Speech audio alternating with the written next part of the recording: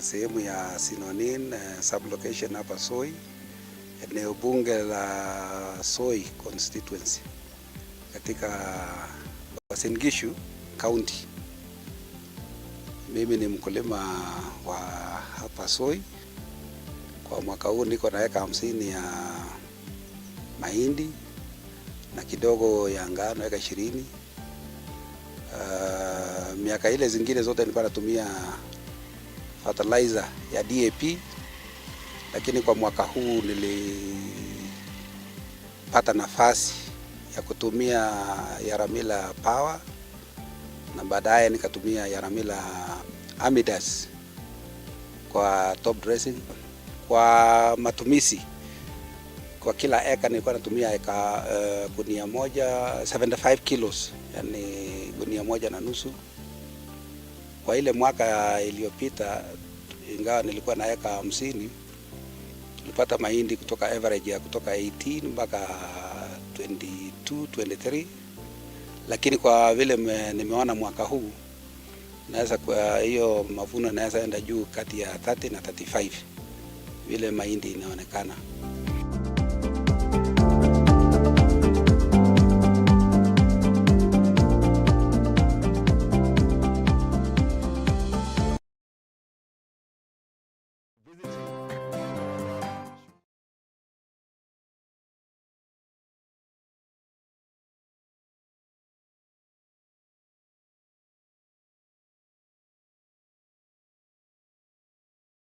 Food security in this country. Thank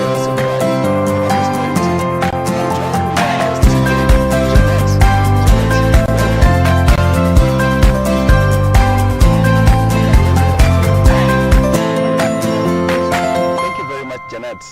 We've come all the way.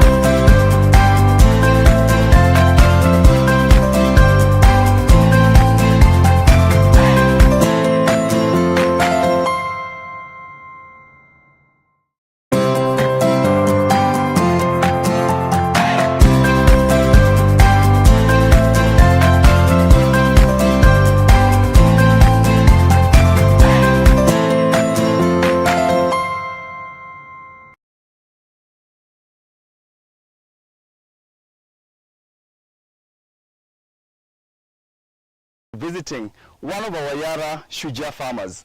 And when we talk about Yara Shujaa farmers, it's all about young people who are championing and pioneering all matters agriculture. And Yara is working hand in hand with youth to be able to drive food security in this country, but also drive farmer prosperity.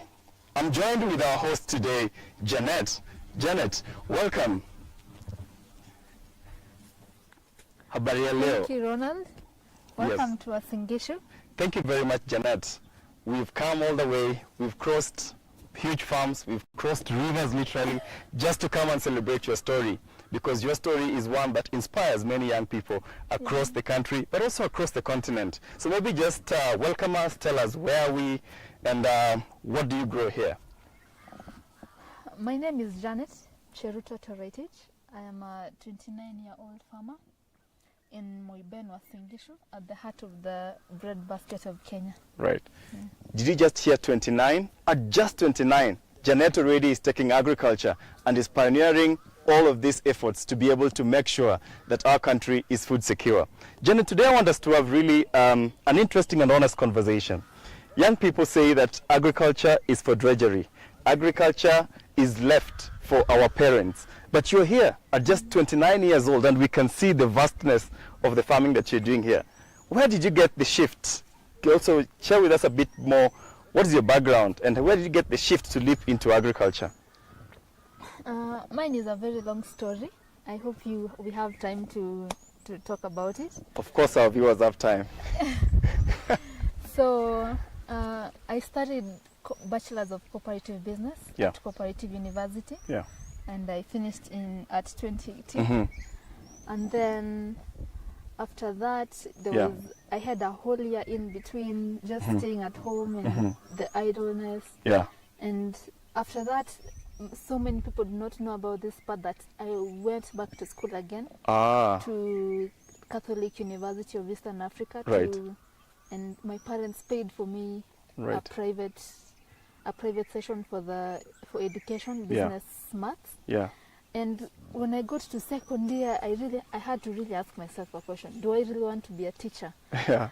So it was a whole lot of confusion and friction in between. My parents are telling me you should go back to school, but I had to find somewhere where I felt alive. Right. Yes. So after a few weeks after that, I came to the farm here in Moiben. We used to stay in town. Okay. So I came to the farm, and because I wanted to find myself. Right. In between, I'm a very prayerful person, Yeah. and the first thing I did was that I really prayed, and I asked God, can you put me where I'm supposed to be? Right. And a few weeks later, I'm coming to the farm, and it is September, it is raining. I said, no, what can I do? Yes. I just can't stay idle like this. Right. So I said, let me plant traditional African vegetables. Yes. When I started traditional African vegetables, I used Facebook and my WhatsApp to find markets. Right. That was 2 months later, we were expanding because the market was really good. I used to farm here in Moiben. So you just used to sell them all across or all around Moiben or all the way to Eldoret? Yes, I delivered. After growing, we noticed there was a lot of demand that I could not even meet. Oh, just for the local market here? Ah, okay. So we expanded, and I used to send some to Eldoret. On a good day, I would make up to 4,000 shillings in a day, which I was happy because I was making a living for myself. Right. And that was just the beginning of everything. Right. Remember, I was using Facebook to market. I used to say, hey, I have managu, nani anataka. Yeah. And is that where the name Farm Girl came from? Yes. Tell us a bit more about how that came up as well. Yeah, I was saying using Facebook as a marketplace for me. Yeah. And that took a whole different turn because many people could see, they saw me from nothing, and now I'm dressing up much better. Now I could go to nice places to eat food, and they say, no, there must be something here. Yeah. And so many people could inbox me and they say, hey, I would also want to try what you're doing. Yes. How can I do it? Right. So I started talking to young people, mentoring young people. I invited young people to the farm so that they could also copy and learn something. And that's how Farm Girl came around. I think I want us to spend a bit later more on the impact that you've been able to create. The young people, be it on social media, the numbers are growing every day on your pages. I also see you posting photos of other young people coming onto the farm just to see how the vastness of what you've been able to grow. But I want you to just share with our viewers a little bit more on. So you come from school, you have, seen there's an opportunity for you not to be idle, like you said, to grow the African traditional vegetables. And then now, where did this transition come now that you go into large-scale farming? Because if I remember, you said you are only growing the African traditional vegetables as a start, and that's something that's very, very important for anybody who's viewing us. For you as a young person, there has to be a starting point. I know you will share with us a bit more on the vastness of how many acres we are on now, and that journey is really, really what, as Yara, is really keen to be able to see how best can we continue to have many Janets like yourself to grow that impact. So I just want to double down on You've now come back from school, you've set up your farm. Where did you scale up, or how did you get to scale up? I am from a farming family. Oh. My dad is a dairy farmer, and my mom is a maize wheat coffee farmer. Right. So it started like way back during my high school days, during our holidays. Yeah. During our half term, my mom would say, hey, chukua hii 50 liters, kimbia kwa shamba, make sure shamba imelimwa vizuri. Ukitaka kujua shamba imelimwa vizuri, angalia hii. So we were taught since we were young. Right. And we'd come back to school, and the only stories we have of our halftime is, I went to the farm. And my friends are talking about, we went to the US for holiday, you see? Yes, and that's how it started. Right. And, you know, the whole confusion after campus, I need an income, I need a job, I need something. And I came back to the farm, and I started with a small piece of the farm. We expanded, and from that time, I think my dad saw, and he said, she can really do something. Why don't we give her a chance to try? Yes. Yeah, and so from the 3 points of the traditional African vegetables, managu. Right. We started with the large bit of the farm now. How many acres are we sitting on today? This is 45 acres. 45 acres. Yeah. I mean, that's really commendable. I have to give you your flowers. Congratulations. It's really not easy for a young person, and also for young ladies. And I mean, I want you just to speak to the stereotype. Many people say that, you know, a beautiful girl like you should be in the comfort of an AC, of an AC in an office.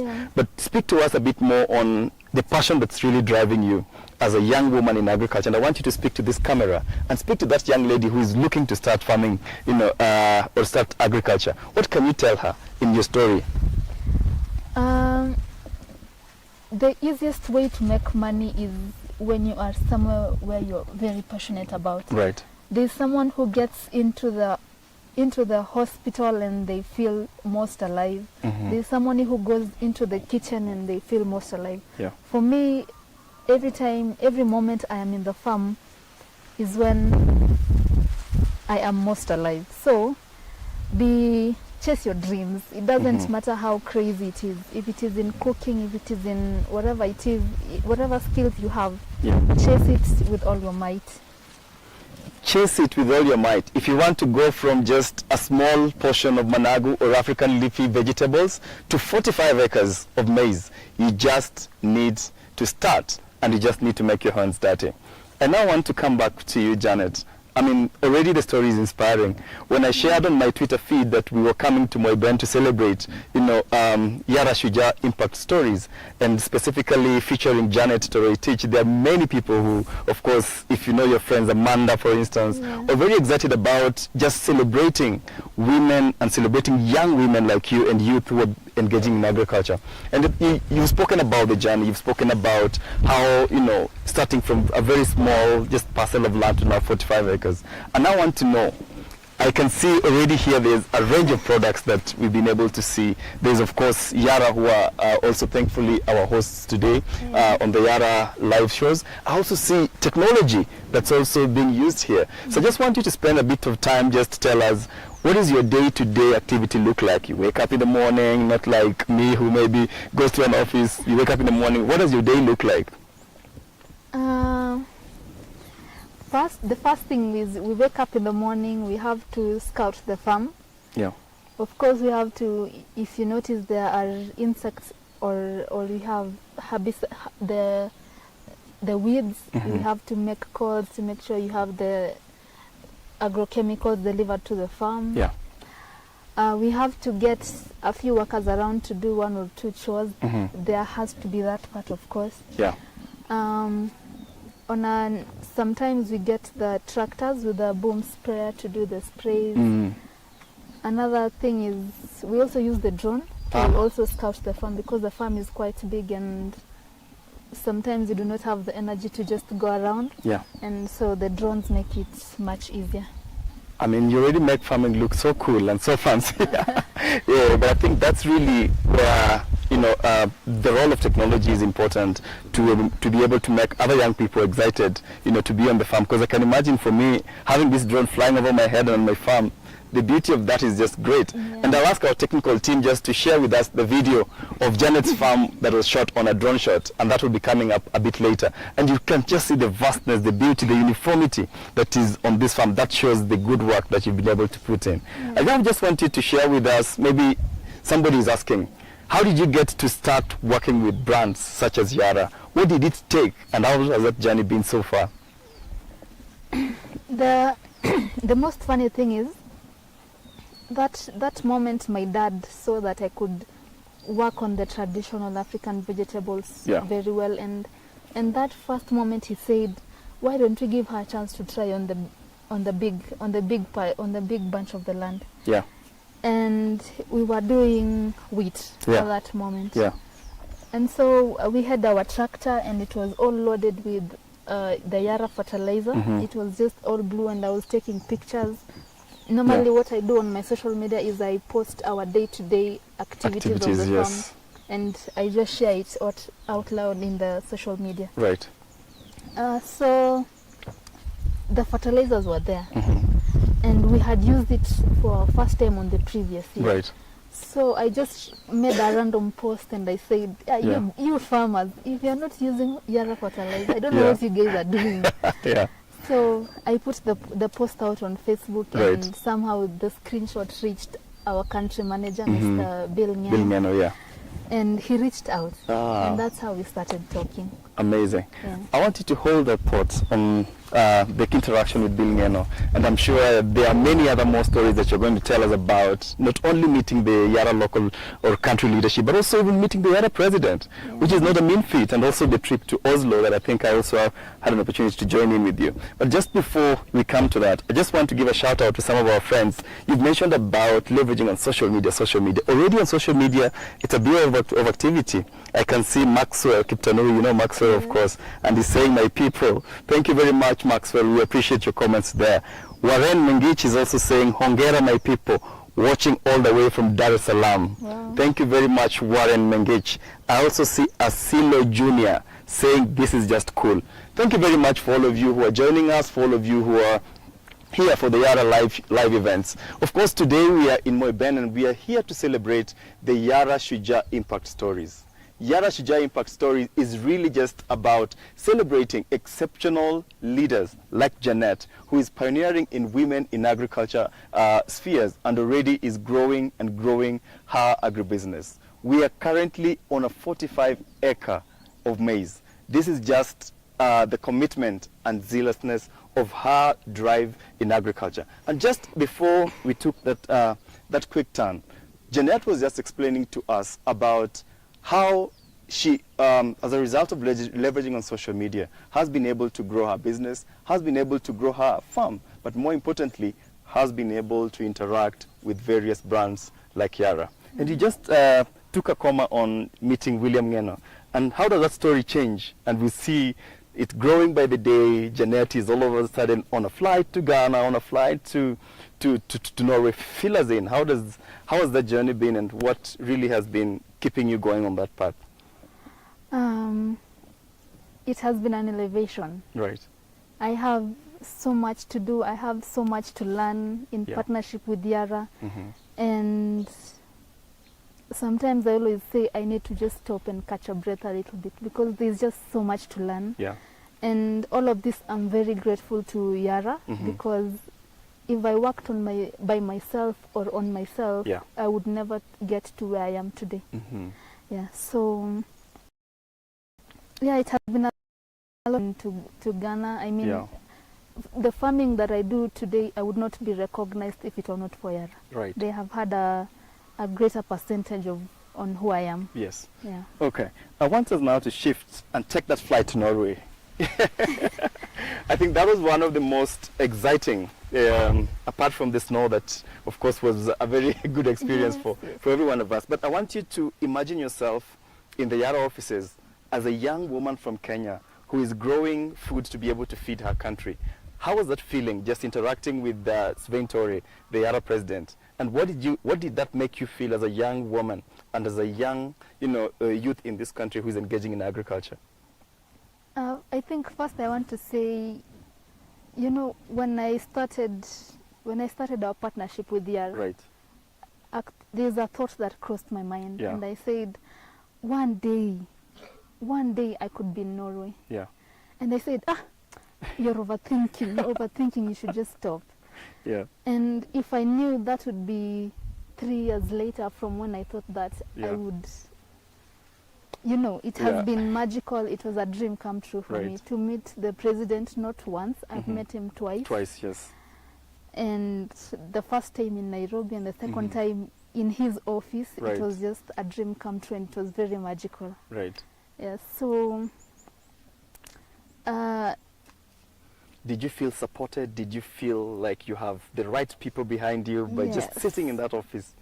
yes, of course, farming is a partnership. Right. I learned that farming is a partnership. Mhm. And we have so many people who are not, some, you know, as farmers we are at the front, Mhm. but we are being pushed forward by so many people who are behind the scenes, and that includes the fertilizer companies Right. and the agrochemical companies. So we have people who have good intentions Right, behind us, right. and yeah, and that was what I realized during the trip. Right. Before we lose our viewers on jet lag, because we were on a flight to Norway, and you just shared with us the beauty of that trip and just being able, as a young woman, to sit in the office of Yara International and just interact and hear by yourself, you know, the impact of what working in partnership, like you said, with brands like Yara can be able to give. Let's take that flight back to Moyben, and I want you just to now share with us. You've been to Norway, you're back. I mean, you shared with us lessons that you learned there. I'm sure there are numerous lessons that you learned from Norway. Maybe is there any that you want to share with us apart from the snow or anything like that? Yes, Mhm. there is. I would also want farmers to know that there is need for them to be flexible. Mm-hmm. There are very great and Yeah. beautiful innovations Yeah. that we need to sometimes just step out of the farm and go Mhm. to these field days. They Right. have so much to teach us. Yeah. And we do not, one problem with Kenyan farmers is they're so rigid. Yeah. If you tell them you should try this and just leave this one, they Yeah. will tell you, we have been trying this for 20 years. Why Right. do you want me to change? Yeah. You see, there is need for us to be flexible and Mhm. adopt new. The world is changing. Right. We have climate change Mm-hmm. coming on us very fast, and the first Right. people who are going to be affected are going to be farmers, Right. not who are going. Who are being affected Our first are farmers. yeah. That's right. So we need to also change very fast. Yeah. And adapt new innovations. Right. I'm just loving the flow of this story because first, it's really, really inspiring just to see coming all the way from Moyben. Like they always say, whenever somebody gets an opportunity, Moyben to the world. And I'm really happy that you showcased Moyben to the world in a very unique way, leveraging on social media, partnering with organizations such as Yara. I want us now to bring it back to the farmers. We kind of just bring it to a close. And I want you to tell us, since you started working with Yara on the farm, what are some of the new things you mentioned about farmers not being rigid? What are some of those things that you learned, the new things that you learned? What are some of the new, maybe, transformations that you've been able to see on your farm? Yeah. I will take you back to Norway. You know, Let's take that flight back. when we were at Norway, we were taken bit by bit, every process on how the fertilizers are made. Yes. From the rocks, the raw materials, Yeah. and how they harvest the nitrogen from the air, Yeah. to the whole process, to the big silos and the crystals and the showers. Right. It was a whole process. Yes. And we learned a lot of things that, you know, fertilizer is just not fertilizer. Mhm. It is just, the farmer needs to realize that it is just not about growing your crop. It is Mhm. also about taking care of your soil. Exactly. And what I learned, the biggest part is the fertilizer does not only help you to grow your crops, Mhm. but it also minds about your soil and the future of your farm. Right. Yeah, so the best part about what we have been doing here is adapting to fully Mhm. embrace the crop programs Right. given by Yara, because Mhm. I know also my soil is okay. Right. We have done our soil test, Right. and I have shared it on my social media from where we were in 2021 Right. and to where we were at 2024. Right. It is a whole difference that is very visible. Mhm. And we have not done anything much. Right. We started liming this year. Mhm. Before that, it was just growing crops and fertilizer. Yeah. And that much difference in which there was a lot of correction in the soil is because of the fertilizers that we have. Right. We have also done a few other things. Yeah. We have changed our tilling methods of the farm. Right. well, we did not do the whole farm. We have Yeah. another bit where we did we did the with the disc plow, and for this part is the minimum tillage Right. bit. For those people who are going to come here today are going to see the visible differences between the two bits. Right. Apart from the minimum tillage bit, we embraced liming because we need to also correct our soil. Right. We also embraced the Crop seed rotation lift. or seed lifter. Okay. Yeah, where we dress the seed before planting, Yeah. which has been very helpful because, of course, the rains have been really crazy. Right. We have had too much rain, and most of the crops were falling on the other bit where we did not use the seed lift. Yeah. I mean, these are differences that we can see. Yes. We are also doing crop rotation. Professionally, I am a wheat farmer, Ah. but for me, this was just so that next year we can go back to wheat. To wheat. Ah. We are okay. looking to do other things that is not maize, including sunflowers and canola. Right. Yeah. Wow. So that is it. Wow. Wow. Janet, the farm girl. I think our viewers who are joining us today, you have heard from Janet herself. Her story is one that is inspiring, but more importantly, impactful.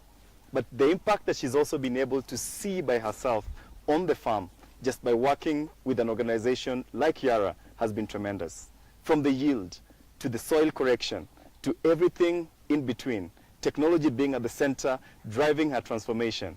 We are going to hear more about this when we welcome our expert today, who is Anthony. And Anthony will be coming after the break just to take us a bit more deeper into some of the things that Janet mentioned.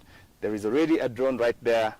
I'm curious to know, just as you are, there's already a range of products right here that Janet has mentioned that has enabled her to see the transformation that you can see on the farm by that maize. So as we take a break, I want Janet to talk to our viewers. I want you to straight at that camera, talk to any lady, any young person who wants to get into agriculture. The question might be, how did you get to work with Yara? How did you get to, go to 45 acres in a few lines? Talk to us. A word for me is there is need to believe in yourself. Sometimes if you have a dream, they say God does not put a dream in your heart if he doesn't know you can achieve it. Yeah. For me, this is a dream come true. Right. And of course, before I got to where I am, where everybody believes and is okay with me as a farmer, it was a lot of to and fro, a lot of friction between my family members and everybody else. So a word for you is chase your dreams. It doesn't matter how crazy it looks like, just chase your dreams. Right. And learn to work with people. For me, if it were not for the partnerships we've had with different companies, I would not be where I am today. Yeah. The best part about Yara is they do not just fix on you that you need to use this fertilizer on your field. Right. They bring other partners closer to you. You get to learn about agrochemicals, you get to learn about the extension services like drones, you get to know about the digital applications that you can use that will benefit yourself as a farmer. Yeah. So yeah, be open and learn, keep researching, and as the motto of Yara says, knowledge grows. Right. It never stops. Right. Yeah. Be open to learn, never be rigid, and as the motto of Yara says, knowledge grows. We want to now take a short break, our viewers, and when we come back, we're going to come back with more and more learning, more and more education on how you can also transform your farm and make it better. Janet, it's been amazing. It's been nice, always inspiring just listening to your story. Yeah. And I think from me, just learning and every day going through social media, like you said, and just seeing, first of all, the beauty of the farm, be it the wheat, be it the maize, it just keeps me going as a smallholder farmer as well. Yeah. And so keep inspiring, keep growing, because those are the Yara Shujaa impact stories that will transform our country. Yeah. Thank you very much, Janet. Yeah, Thank you. good job. Every farm has a story. And in farming, a story of prosperity is often built upon smart choices with the right tools. In today's fast-paced world of modern agriculture, farming requires efficiency and precision. That's where Yara Farm Care comes in. With Yara digital tools, we are revolutionizing the way you farm. From mapping your farm to nutrient management, Yara Farm Care simplifies complex tasks and helps you make informed decisions, saving you time and resources. Knowing when to farm, based on where you farm, and advising you on how to farm, along with the access to all your farming essentials right at your fingertips. We have you covered. Join thousands of farmers who trust Yara Farm Care and begin a new chapter in your farming success story today. Yara Farm Care, your farming companion.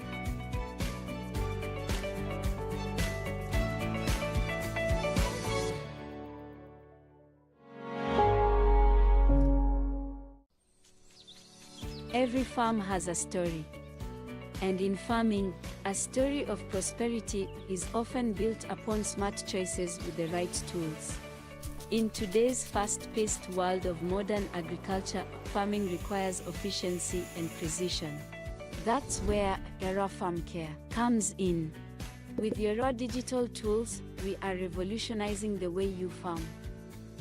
From mapping your farm to nutrient management, Yara Farm Care simplifies complex tasks and helps you make informed decisions, saving you time and resources.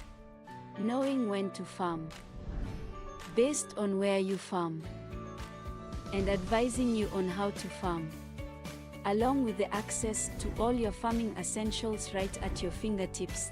We have you covered. Join thousands of farmers who trust Yara Farm Care and begin a new chapter in your farming success story today. Yara Farm Care, your farming companion.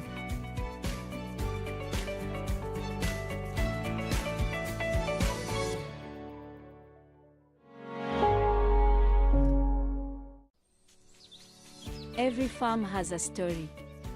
And in farming, a story of prosperity is often built upon smart choices with the right tools. In today's fast-paced world of modern agriculture, farming requires efficiency and precision. That's where Yara Farm Care comes in. With Yara digital tools, we are revolutionizing the way you farm. From mapping your farm to nutrient management, Yara Farm Care simplifies complex tasks and helps you make informed decisions, saving you time and resources. Knowing when to farm, based on where you farm, and advising you on how to farm, along with the access to all your farming essentials right at your fingertips. We have you covered. Join thousands of farmers who trust Yara Farm Care and begin a new chapter in your farming success story today. Yara Farm Care, your farming companion.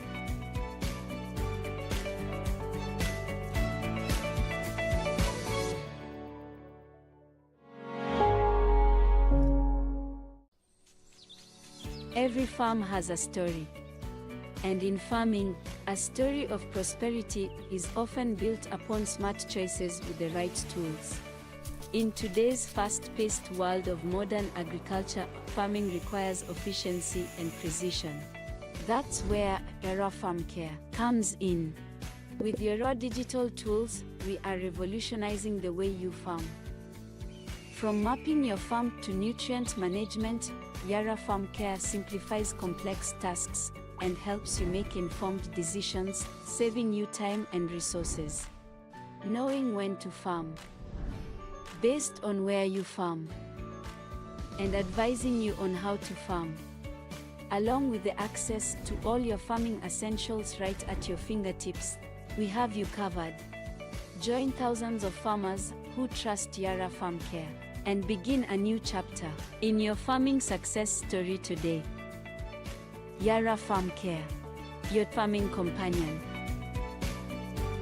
story of prosperity is often built upon smart choices with the right tools. In today's fast-paced world of modern agriculture, farming requires efficiency and precision. That's where Yara Farm Care comes in. With Yara digital tools, we are revolutionizing the way you farm. From mapping your farm to nutrient management, Yara Farm Care simplifies complex tasks and helps you make informed decisions, saving you time and resources. Knowing when to farm, based on where you farm, and advising you on how to farm, along with the access to all your farming essentials right at your fingertips. We have you covered. Join thousands of farmers who trust Yara Farm Care and begin a new chapter in your farming success story today. Yara Farm Care, your farming companion. Every farm has a story. And in farming, a story of prosperity is often built upon smart choices with the right tools. In today's fast-paced world of modern agriculture, farming requires efficiency and precision. That's where Yara Farm Care comes in. With Yara digital tools, we are revolutionizing the way you farm. From mapping your farm to nutrient management, Yara Farm Care simplifies complex tasks and helps you make informed decisions, saving you time and resources. Knowing when to farm, based on where you farm, and advising you on how to farm, along with the access to all your farming essentials right at your fingertips, we have you covered. Join thousands of farmers who trust Yara Farm Care and begin a new chapter in your farming success story today. Yara Farm Care, your farming companion.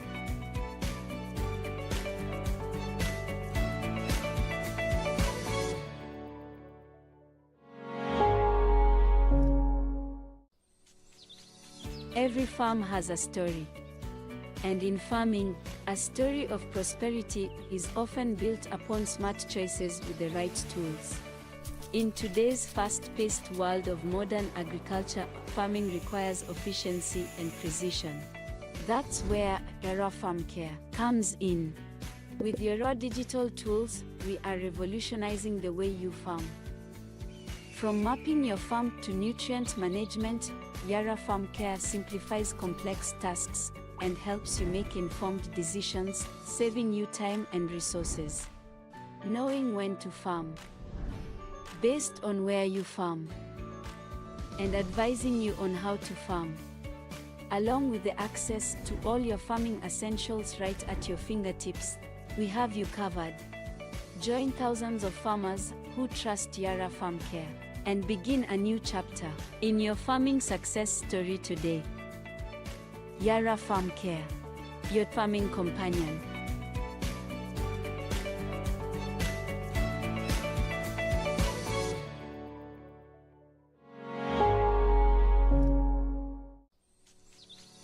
Every farm has a story. And in farming, a story of prosperity is often built upon smart choices with the right tools. In today's fast-paced world of modern agriculture, farming requires efficiency and precision. That's where Yara Farm Care comes in. With Yara digital tools, we are revolutionizing the way you farm. From mapping your farm to nutrient management, Yara Farm Care simplifies complex tasks and helps you make informed decisions, saving you time and resources. Knowing when to farm, based on where you farm, and advising you on how to farm, along with the access to all your farming essentials right at your fingertips, we have you covered. Join thousands of farmers who trust Yara Farm Care and begin a new chapter in your farming success story today. Yara Farm Care, your farming companion.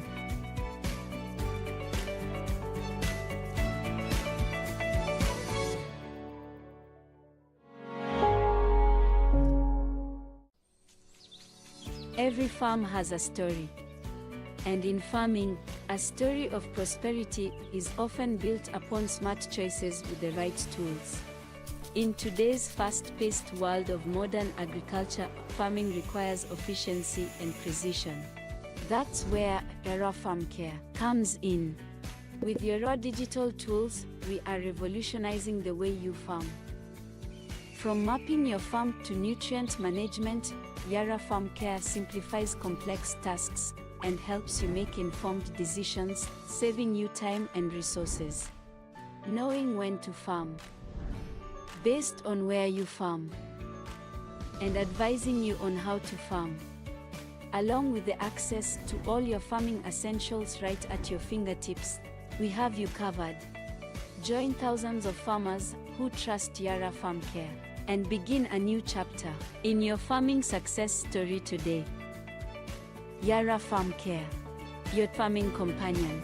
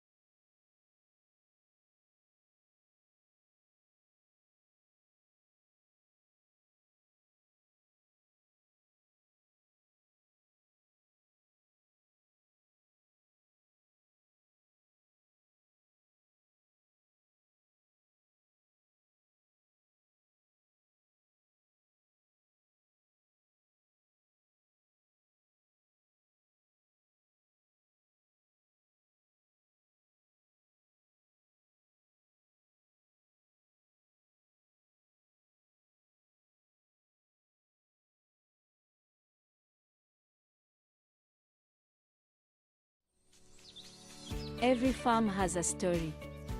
And in farming, a story of prosperity is often built upon smart choices with the right tools. In today's fast-paced world of modern agriculture, farming requires efficiency and precision. That's where Yara Farm Care comes in. With Yara digital tools, we are revolutionizing the way you farm. From mapping your farm to nutrient management, Yara Farm Care simplifies complex tasks and helps you make informed decisions, saving you time and resources. Knowing when to farm, based on where you farm, and advising you on how to farm, along with the access to all your farming essentials right at your fingertips. We have you covered. Join thousands of farmers who trust Yara Farm Care and begin a new chapter in your farming success. Yara Farm Care, your farming companion.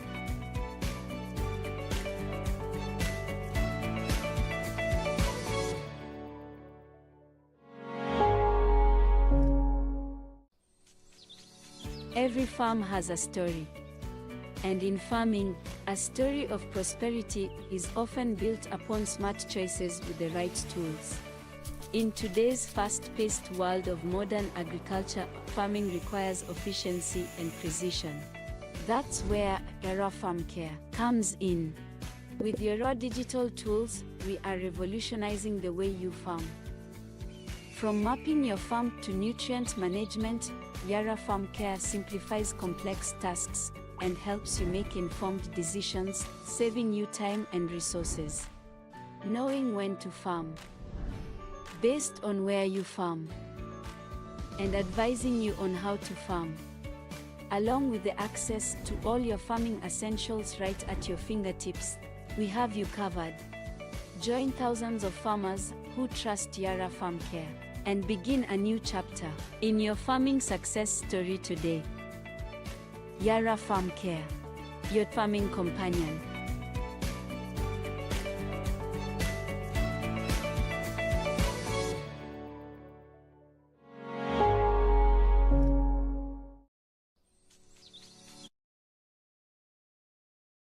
Thank you very much to every one of you who is joining us. Today we're in Moiben for the Yara live shows. And here we are celebrating success stories of the Yara Shujaas. And Yara Shujaa is basically a young farmer or any farmer who is using Yara products to be able to drive food security. We've heard from the first segment a very inspiring story of Jeanette. And Jeanette has taken us through the journey of starting just with growing managu, or the African leafy vegetables, all the way to this vast 45 acres of land that you've been able to also see on the video done by the drone shot that was just rolling. I think the most exciting part of the story is just how Janet has been able to leverage on organizations such as Yara to be able to grow her farm, to be able to grow herself, but most importantly, to spread the impact across her community. And she's not just impacting people around her, she's impacting you who is joining us on social media and joining us today for this live. Janet spoke about very important things that she's been able to learn and do, working hand in hand with the professionals from Yara. She talked about the soil testing, that's very important. She talked about liming. She talked about crop rotation as a good way to be able to preserve her soils. She mentioned some of the products like Seedlift, which is a new innovation that Yara brought in. But to help us understand and unpack all of this, I have, and I'm joined by Anthony. And Anthony Okech, as he's coming on, is one of the Yara agronomists. And Anthony, thank you very much today. We are very happy to have you. You heard Janet being able to explain to us of the beauty of what she's been able to see on her farm, what the impact has been of the different technologies that she's using. Warm welcome and say hello to our viewers. Thank you very much, Ronald, for the welcome, and thank you for having me on the show. Hi everyone, the viewers, and welcome to this Yara Live. I'll take you through the technical part, and I know you will enjoy it. Thank you. Thank you very much. For anybody probably who is joining Anthony and maybe is asking who is Yara, maybe they just give us a brief about who is Yara. Well, Yara as an organization started in 1905 in Norway by some 3 friends who met in a wedding ceremony. So when you go for weddings, just know that you can come up with a good company don't just eat the rice. And they were discussing about the hunger that was in Europe around that time, and they came up, they birthed Yara there. They had a physicist, a chemist, and a business person. And from there, they were able to come up with technologies how they can harness nitrogen from the atmosphere.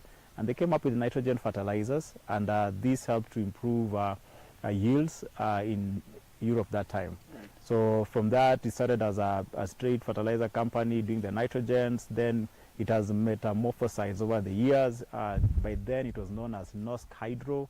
Then it moved, and now we are calling it Yara.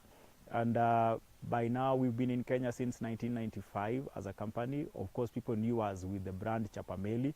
So we decided that globally, let Yara have one name. Mm-hmm. And so if you go to Tanzania, if you come to Kenya, go to Uganda, go to South Africa, go to Europe, America, we are now called by the name Yara. Initially, we were localizing the name, but I wanted just one uniformity. So we've been here for about 29 years, and because of the many changes since 1905 to now, we are currently a crop nutrition solution company. We are not just providing fertilizers, but we are providing nutritional solutions to help us mitigate the issues of food insecurity, that we may be food secure not only as a nation, but globally.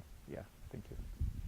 I think, as you rightfully said, it's all about helping our country, helping our continent be food secure. Yeah. But I want you to take us through the journey of what it takes to be food secure.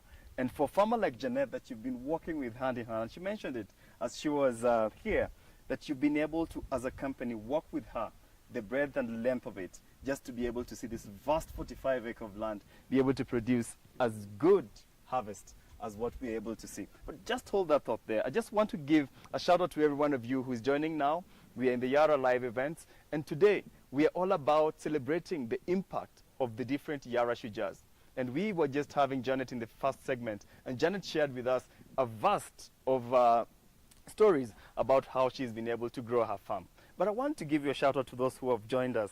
I see Sami Bitok, and Sami Bitok, I see your message there saying thank you.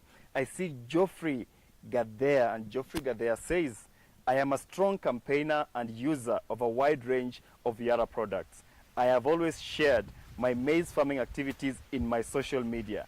Yara Kenya, reach out to Geoffrey just to work together with him more. I see Clarice Samba, and Clarice says, most impressive. Thank you very, very much, Clarice. Lastly, let me read from Sami again, and Sami says, I need soil testing for my tea farm in Nandi County. How can I access this service? I think that's part of what we'll be talking about later today. And so let me come back to you, Anthony. Janet was very proud to be associated with Yara. I think not only because that it was founded in 1905 or because the founders met in a wedding, but the fact that she's been able to see transformation in her farm. I just want you to walk us through, for a farmer like Janet, what has the journey been for her to be able to have this vast 45-acre of land having the harvest as she's having, and she's very impressed about? Well, thank you very much, Ronald. I'll say that everything agriculture is a journey. Yeah. And you know, when you're starting a journey, they say that one step is the most important to making the entire journey come to pass. Right. So in this case, allow me just to say this for a start. When you're talking about food security, right, you are looking at majorly two things. You're looking at having enough food in supply in the market. Yeah. And the second thing you're looking at is that the food need to be nutritious enough.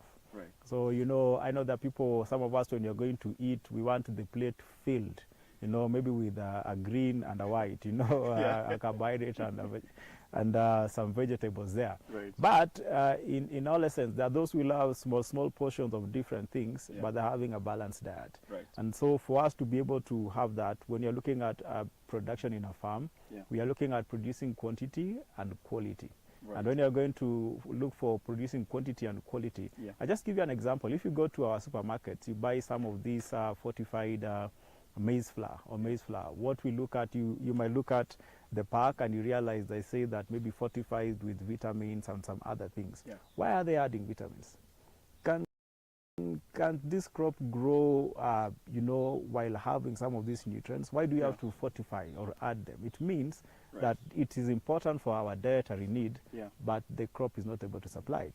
So understanding that we need to produce both quantity and quality, that's where the journey begins. And then now when we come to agriculture, we normally say it's both an art and a science. So there's the science part of it that we look at it, and then we look at also the art part of it. The art comes to like the way, the spacing, the way we've arranged the product. If you look at the rows, the way the things have been planted, you saw the drone shot, all the lines were clear, you know, all that precision, and it looks artistic. But now the science for Janet, as we came into the farm and we are saying like, well, as Yara, we need to help her push our production per unit area. And how are we going to look at that? We know there's a selection of seed. The seed you're growing is very important. But now we come from a crop nutrition perspective, we need to understand where are you going to grow that crop. So that is your soil. So when it comes to your soil, we are saying we have to check the soil and understand what are the nutrients that are there in the soil. Are they in excess? Are they adequate? Or are they deficient? Is the soil deficient of them? So once we understand that, we are able to customize or come up with a crop nutrition program. So just to hold you on there, you mentioned about the first step that you have to do is to do a soil test. So for this particular farm, you already did a soil test? Actually, we've done 2 soil tests. We did one on the 19th of February 2021. And then we followed up with another on the 27th of February 2024 this year. I just want to ask our technicians to support us and just share with our viewers what the soil test looks like. And as, of course, Anthony will be speaking to it, just to appreciate that the first step that is important, is it almost like going to hospital? You first have to be diagnosed before the doctor gives you a prescription? Yes, important. Of course, there are some things that, you know, from the symptoms you can be treated direct, but there are some things you say and you have to be sent to the lab. So the same way, we say in agriculture, you don't want to take chances. We just want to understand the soil so that when we come with the crop nutrition solutions, we also don't want to put excess. You know, there's always the danger of underfeeding or overfeeding.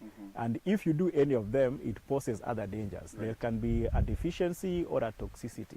If it's in the above parts. Okay, so you mentioned about the first thing that you did was a soil test. After the soil test, Janet mentioned when she was here that there's a program that she was advised to follow. So take us through that process. The first step, of course, we have done the soil test. We've gotten the results. What next?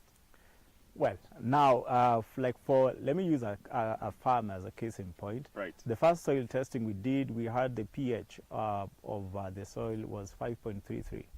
And this 5.33, when you're growing maize, we want a pH of about 5.5 going upwards to about 7. That's cool for maize production. So if you look at that, she's already somehow below the expectation. And we need to factor that in because pH plays a major role in the uptake of the various nutrients that we are going to put or apply in the soil. And this is important for us. So once we understand that, then we look, of course, at the other nutrients that are there. Look at the phosphorus level, look at the potassium level, we look at the nitrogen, the total nitrogen that we have, we look at the organic matter, the CC, and based on all that is there, then we look at the target yield. You know, when you're doing the nutrient calculation, you look at what is the target yield. Are we looking at 7 tons? Are we looking at 9 tons? So the target yield of the farmer dictates how much nutrients we are going to give per the population that we have in the farm. So that is where we came in. And basically, of course, we already did that science, so I'm not going to take us all through what we did. I'm just going to tell us now the products that we gave, the solutions that we gave as Yara. And I think they are all aligned here. And of course, we started with this. Maybe do we first want to answer the question that somebody asked in Nandi? He's in Nandi and he wants to get soil testing for his tea farm. Do you want to take that question now? Yes, I can take it now. I can take it later, but since you brought it up, it's okay. So as Yara, yes, we do support our farmers to do their soil test, and we can order this through either, as you are sharing the things for soil testing, there are numbers there, or we go through our digital platforms. So we have both apps. We have the app on Yara Farm Care, which is a digital app. You can get that from, we go to Play Store, you get the Yara Farm Care, and you're able to order it from there on a digital platform. I think that makes it easy. Instead of forwarding someone, we'll be able to see it and we'll send someone to come to you to pick up that. And they will explain, of course, the cost involved, because we are working with another organization. We are partnered called Crop Nutrition Laboratory. And the crop nuts come in to do the soil test for us. Once we get the results, we are able to come up with a nutrition program. So it's very possible for us to do that. Just follow the links that I've said, the digital platform, and you'll be able to get assistance. Thank you. Also remember, you can always ask your questions. You can always send in your requests through the Yara social media pages. There's already a technical team that will be on site to be able to support all your questions and all your needs. We have now done our soil tests. You've been able to see the results as our technical team shared with you online. And now we are at the recommendation. Yes, we are here. Yeah. So the first product that we gave Janet was what we called Yara Vita Seed Lift. Yeah. So as the name suggests, Waswahili wanasema tunainua mbegu.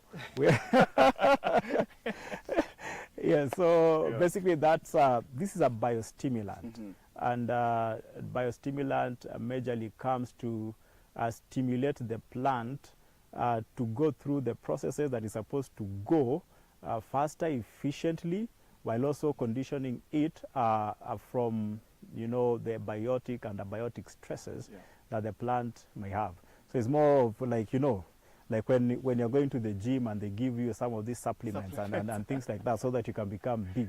Yeah, so this is a biostimulant which has starter nutrients. So we have 5 nutrients there. We have the phosphorus, we have calcium we put in there, we have zinc that we put in there, nitrogen we put in there, and some organic carbon that we've put in it, plus the biostimulant part of it. And it is a seed dresser. We use it to dress our seeds before we go to plant them. More like the same way when I think you took a bath or a shower in the morning and you applied oil on yourself, So we apply this biostimulant on the seed, and we use a rate of 6 milliliters to dress a kilo of seed. So you see, it's just a small 6 milliliters. If you've ever given a small child medicine, they tell you maybe 5 ml, and they give you something small to measure.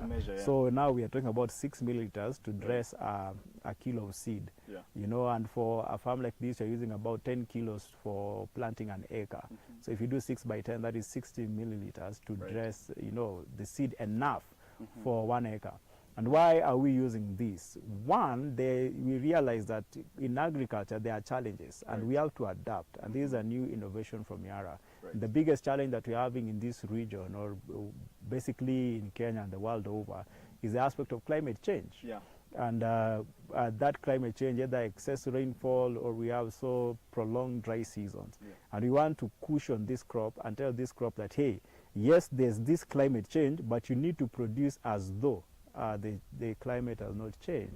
So it's more like a crop insurance, it's more like a conditioner against the biotic and abiotic stresses. So now we brought this because of that. It's an innovation from Yara.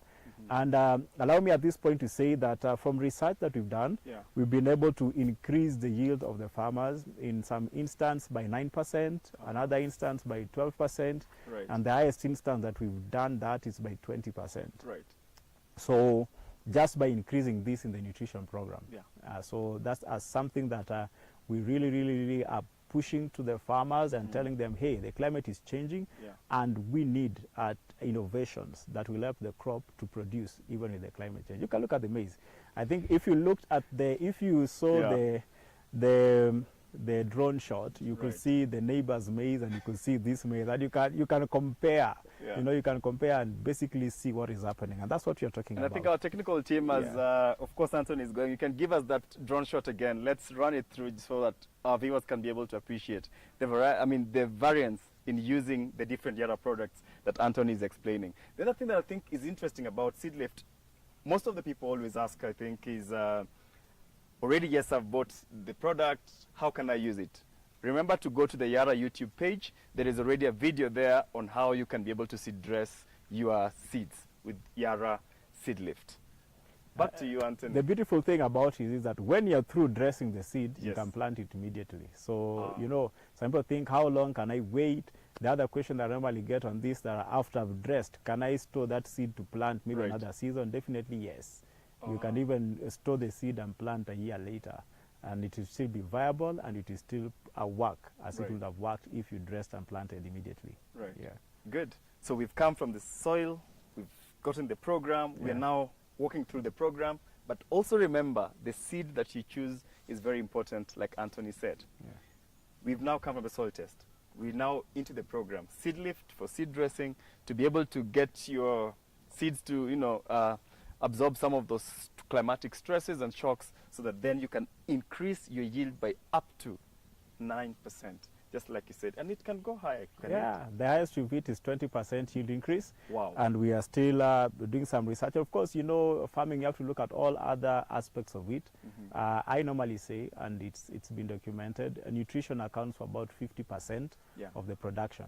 So the other 50%, good agricultural practices, the weather, and you know, we normally say that those that belong to God. Yeah, so those coming into play. Right. So this one helps because we have better root formation, we have good stem girth, we have good germination coming in, and all that helps. If you look at there's this maize that we were able just to cut for us to be here. Yeah. If you look at this one, for example, Right. and you're looking at the prop root, and you're also trying to look at the stem girth. Yeah. All that, you know, when we harvest the maize, we don't uproot it when you're harvesting. Now, when you're coming in with the tillers and able to till that, it's going to form organic matter in the soil. And so you're increasing your soil organic matter because you also increase the root mass. So you're looking at it from that. And we start with seed lift because when you're going to give nutrition, we give nutrition to a crop. You know, we are feeding but through the soil, or through the leaves.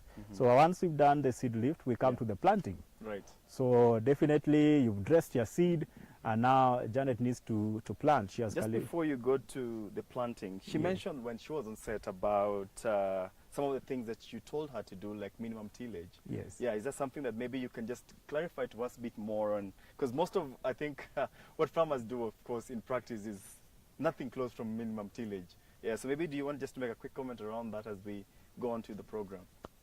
Yes, Ronald, and thank you for bringing me back to the minimal tillage part of it. Definitely, we didn't go conventionally in this farm like most farmers go. The most important thing for us is looking at the aspect of regenerative agriculture. That's right. We need to ensure that 10 years from now, if we till the land, we'll still get good yield as this year, or even better yields, you know, and for that to happen, it means that we need to look at the soil health. Something I mentioned that when we till this land, we'll be having more organic matter, which will translate to organic carbon in the soil as a result of the big root mass that we have built using the seed lift. So in this case, when we come to regenerative agriculture, we have to give the soil back life, you know, and there are many things. The soil has got three parts of it. We've got the soil, the physical aspect of it, we've got the soil chemistry, and we've got the soil biology, and all of them are affected in one way or the other by the way we do our tillage. For example, if I bring a disc plow, for example, even a mudboard, and turn this soil upside down, which most of our farmers do, then I've already exposed that soil to a lot of the sunlight, and of course we lose the soil water. If the heat is so much, we're going to also lose the soil biology, the microorganisms within the soil, which help to improve, you know, the aeration of the soil. So when we talk of minimum tillage, we are looking at practices that will less kind of disturb and you know, expose the soil. So can I till the land, for example, without, you know, tilting it or turning it over? You know, I can use a chisel, for example, or, you know, I can use you can use or a reaper just to rip it. So when you come to minimal tillage, what we are encouraging, let's till the land without turning it, so that we conserve moisture and we also protect the soil biology, and you know, the soil chemistry part of it can come with it in terms of the crop nutrition solution that we do provide. So yes, so we advise her, let's go that way. So you know, we are able to store more water. Apparently, when we conserve the water, and when we also use a chisel or a reaper, we are able to make the soil to be able to take in or imbibe more water when it rains. So when it is dry, again, what happens? as long as the roots are there, they can access the water that's in the ground. Right. So there's so much, and that's why from the drone shot you also see the difference. So it's the combination of technology and these other agricultural practices. Put in together to ensure that we're able to boost our production per unit area, and not only just the production, as I said, but also more nutritious food. I can guarantee you that if you roast this maize, it will taste different. We will try. I think we will be able to try that. Yeah. Thank you very much. I think that's really important because, as you rightfully said, I think the starting point for me is what is coming out very clearly: quality and quantity. And for most farmers like Janet and all other farmers, all they care about is, am I going to put money in my pockets at the end of my season? And I think you've been able to really explain to us, more importantly, how the journey is going through. I want us now to get back onto the program, and we already started at after the soil testing, already the position of seed lift, and I think let's get through with the program, and then I think I would want to come back with you on that piece of regenerative agriculture and sustainability. Thank you. Yes. Yeah, so we've dressed our seed, we've tilled our land. We have our machinery intact, our planters well calibrated. We are looking at a spacing here of 75 from one row to the other, and 25 centimeters from one plant to the other. Maybe can you just show our viewers? I'm sure our camera person can be able to zoom in. Yeah, you can look at. We are looking at the space from one row going. This will be planted this way from one row to the other. Then from one plant to another plant, we are looking at 75 centimeters by 25 centimeters. Right. We see that will give you a population of slightly above 21,000 plants in an acre. Okay. Yeah, so the other thing that we need to understand when it comes to maize growing is that population is also a factor of the yield that you're going to get. If you can maintain all your plants, or at least by about 90% of your plants, germinating and coming out, then we can talk of, farmers say, I want to hit 40 bags in an acre of 90 kilos. And then you walk, you find, large gaps. And you're saying, we're trying to do a calculation. If you count 4 plants, that is giving you a double cob, you're talking of about 1 gorogoro, which is about 2.5 kilos. So imagine if you're counting spaces, you're counting over 10 plants in a row missing, then you're losing on yield. So that's why we also need to have well-calibrated planters so that we are sure. We are looking at, the farmer wants money in the pocket. We also want them to produce quality at the same time and the quantity. So there are those factors that come in. So once you have your well-calibrated planter and we come to this product in the middle, we call it Yara Power. This is our planting, what we use for planting. So it's an NPK 10, we have it here 13, 24, 10. 13 nitrogen, 24 phosphorus, and then we have 10 potassium. With addition of magnesium, sulfur, and zinc in the nutrition. So with this, we are using at a rate of 2 bags, which is equivalent to 100 kilos per acre. 100 kilos per acre, that is what we use.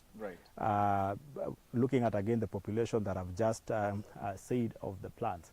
So we have to look at that, and it's very much important for us. So this is the planting fertilizer. So I know some farmers have always been asking, why 24% phosphorus? That is, compared to DAP of 46, 46% of phosphorus. Why are you putting 24%? And for you to have a balanced diet is not about the large size of ugali the large size of ugali that you have on your plate and the mboga. For you to be balanced diet, you have, and you say you have to add nyama or you have to add meat in your diet. You don't reduce on the vegetable. You cut on the ugali. It's the same thing, because plants are also living things. It's not how much phosphorus, how much more nutrients are we adding, and what does the plant require. So from our research, of course, because as our tagline as a company is knowledge grows, we keep on growing in knowledge. It's si wingi wa hiyo dini phosphorus. It is ni ubora wa kile ambacho umekiweka kwa mchanga, and also the end effect of the nutrient that you're putting in the soil. So for us, we've done the test. 70% of that phosphorus is what we call the orthophosphate, which is what you'll find in almost all other phosphorus fertilizers. But then 30% of the phosphorus is a technology patented to us as a company, which supplies that phosphorus all the way Yeah. to the end when the crop now is ready for harvesting. So we are sure that 30% of that phosphorus will go all the way to the time that we harvest. And why? Because crops need phosphorus, not only for root development, also for all the other processes that happen within the plant. Because the energy that plant uses, we call it adenosine triphosphate. Right. And phosphorus is a component of that. For it to take water and nutrients from the soil, for photosynthesis to occur, for it to translate what has been produced in the leaves to where you want it stored, in the grains, all that energy, it requires phosphorus. So by having that in mind, we need to provide phosphorus for a longer period of time. And that's why we came up with Yara Power for planting. And if you see that word Mila, it stands for our NPKs.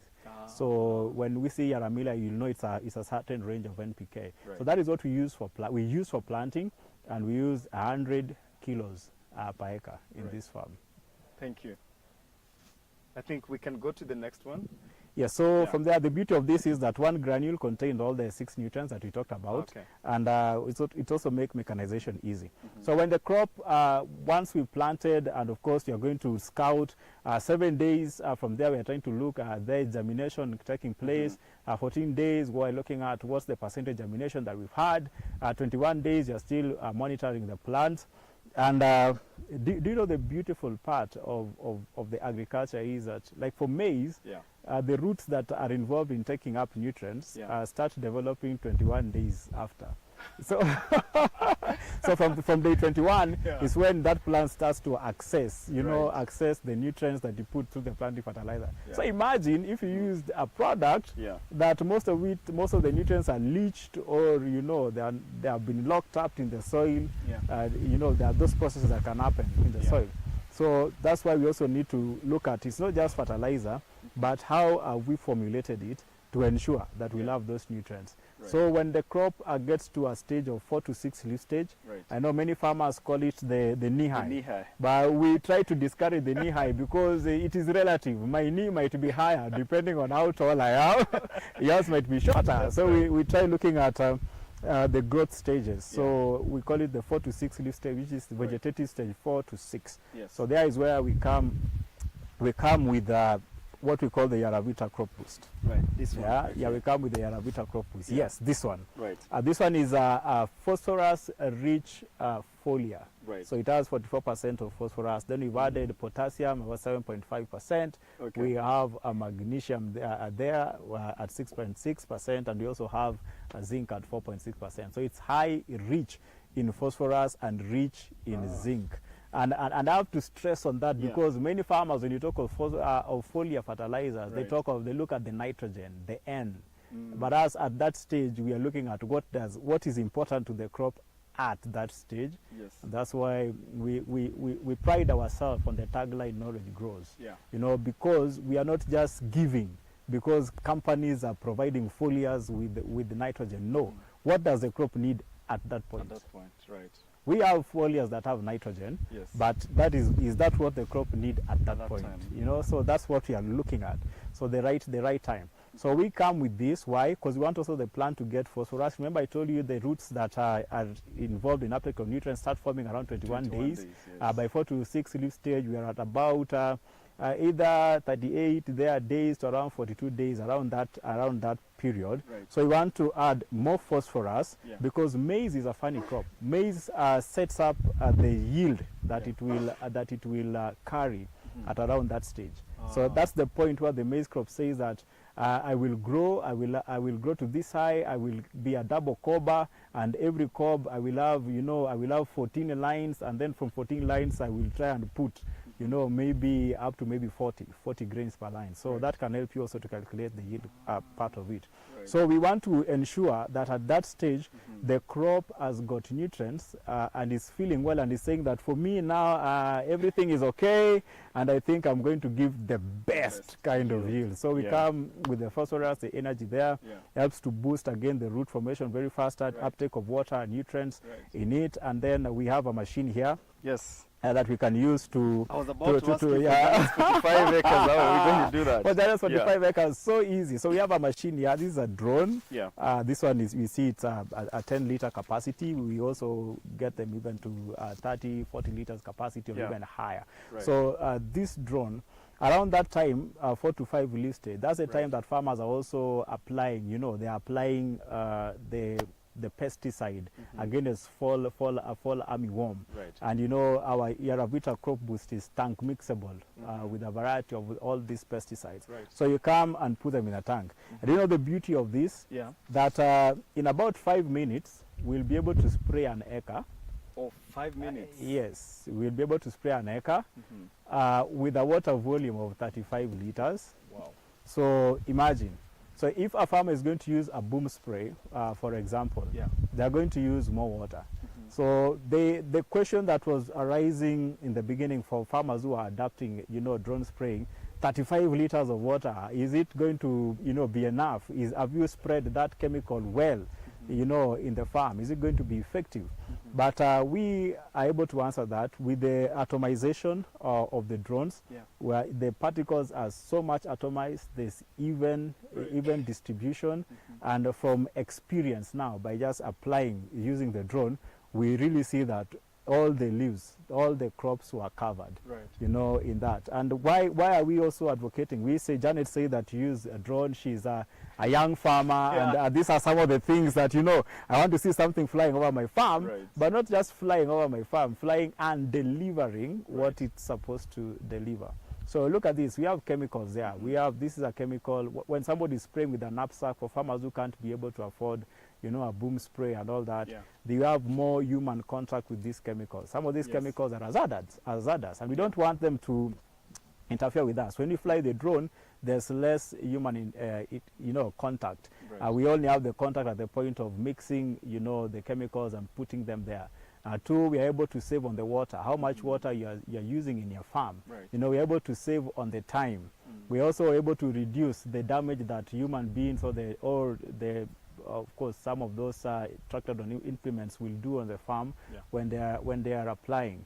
You know, so that's why we came up with this, and we say that we have to, you know, any good technology that is out there, Yara has to come and partner with the farmers and offer this. And also this you can order through the platform that we gave. You go to the app, you go to your phone, go to your app, look for Farm Care, you're able to order for drone services, and we link you up with the drone service providers who will come and do a good job in your farm. So we want to give you good nutrition, but we also want to ensure that you are able to apply it, you know, accurately, well, effectively and efficiently, as you say.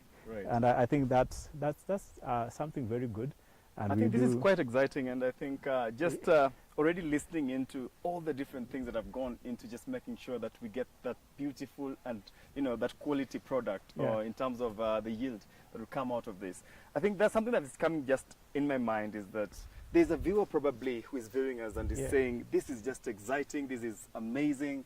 If Janet can do it, I also want to take in that step. And I think what is coming out very clearly is the commitment on your part as Yara to be able to work with some of these farmers. So I want you just to take a pause and speak to that young farmer who is joining us, and just tell them that yes, it is possible, and how possible is it for them to be able to also get all of these amazing technologies and amazing products that we're talking about.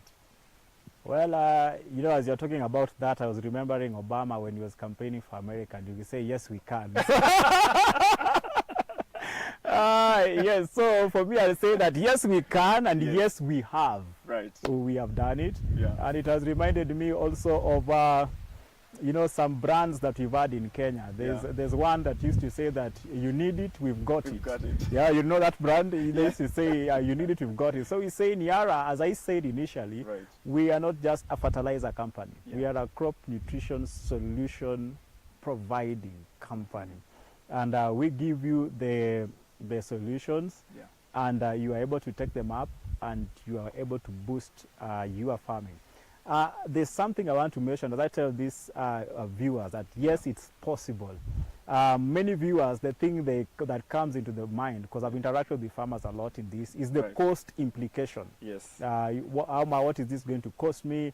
You're going to make me use more money per unit area. But as we normally say, you know, something good comes at an extra cost.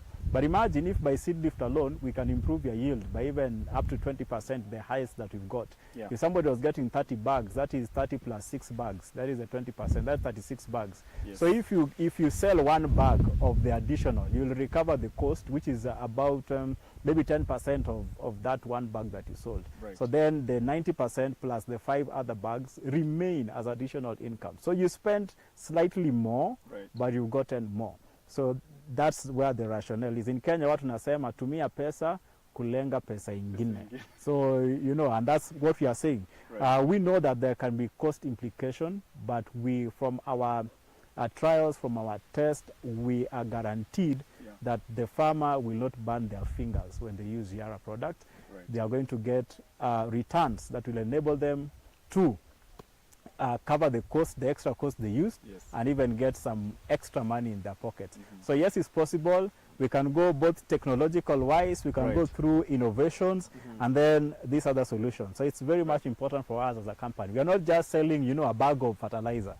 We are selling solutions that will change the life of the farmer who is using it. Thank you. Good. I want us now to come back to the nutrition program, but you've also mentioned something that is very critical, and maybe at this point I also want our technical team to help us with. There is already in the market for people who want to buy Yara products. And one of the things that I've also seen on social media is people complaining about counterfeit products. If I am going to get or buy Yara products, what should I look out for? Well, one, I'll say that counterfeit to some extent is good in quotes. For example, we cannot make a counterfeit of 2,000 shilling note. We have to first have the original 1,000. We counterfeit what we have. And why are people counterfeiting? Because they want it, but they cannot maybe get it or afford it or something like that. So when you see somebody trying to counterfeit your product, for example us, we just say that mbona wa counterfeit zile zingine. You know, so yes, we are fighting it, we are putting in measures, but we also get the message that hey, your product is good. So when you're going to buy a bag of fertilizer from Yara, or even the foliars that we have to look for this logo from Yara. There's a way we have it. So well, it looks like a sheep and all that, so we have it written Yara, and you'll find it in several parts of the bag. That's one. Two, we look at the trademark, the TM. We are able to look at the trademark part of it, and then you're looking at the bag, or we have this part that looks almost the inside parts of your palm, your fingerprint, if you try to imprint it. So these are things that we do look at for getting a genuine Yara product. So it's not so easy for people to be able to get all that coming out, and it's very important for us. The other thing that we've always done in telling farmers, that is not enough. We also have to get the product from reputable agro dealers or distributors for that matter. So I know, like, we are in Uasin-Gishu, we have distributors in Uasin-Gishu. For example, we have Mashambani Farm Inputs. We have the Mosop in Uasin-Gishu. We have Maraba Investments. We have Moiben Connections. We have Eldoret Packers. You know, these are reputable Yara distributors. Because some of the problems we had with farmers, nilinunua mbolea yenyu haifanyi, ulinunua wapi? Tupatie receipt. So there's no receipt. They cannot even pinpoint to you the shop where they bought. Then ask them, oh, nilinunua sijui wapi. And when you trace it, you are able also to know that definitely this person must have counterfeited. So we have to look for reputable dealers, and then look at all these features that I've talked about. And with them, we're able to trace. All these bags have got a batch number. So we know what has gone where and it's in which batch. And by that, we are sure that at least we can help contain. I'm not saying that there won't be people who are counterfeiting, but we can help contain and help farmers to know what to look for when they are buying our products. Thank you very much. I hope our technical team were able to share with us all the things that Anthony mentioned about that you need to look out for as you're buying your next bag of Yara fertilizers. Anthony, I think more interestingly, as we're almost just winding up with the products, I just want you to also, as you go on to the next products, again, just be able to appreciate, for instance, those who are viewing us and don't understand English. Maybe you can also make a mention of, once we go through the program, we can take another swipe in Swahili afterwards. Yeah, we can do that, but of course I will invoice you for the Swahili one. Anyway.